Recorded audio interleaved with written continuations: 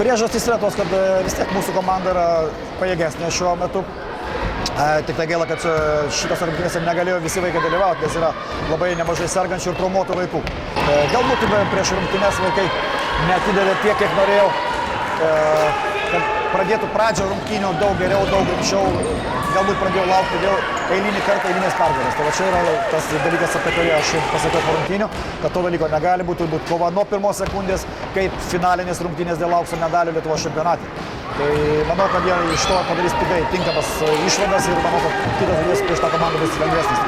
Tai principai mes dabar neturim tokių lygiaverčių varžovų kol kas šiam čempionate šiais metais nuo rugsėjo mėnesio. Tai buvo vienas iš tokių įtemptesnių rungtynių, galbūt vaikų šiek tiek irgi taip išmušė iš vėžių, kad čia kažkas mums priešinasi, kai būna labai greitai surinkamas tas 40 taškų skirtumas ir baigėsi rungtynės praktiškai. Tai gerai, kad atsiranda komandų, su kuriomis galima pasitikrinti sezono eigoje ir kad nėra to šoko, nebus to šoko pavasarį, kai atsiras tikrai stipresnės komandos ir kurias reikės laimėti žaidžiant visas 40 minučių, galbūt netgi paskutinį metimo metu.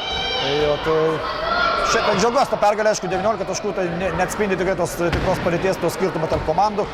Sakyčiau, varžovai siūlo gan geras rungtynes, o mes labai vidutiniškai sužiūrim šitas rungtynes.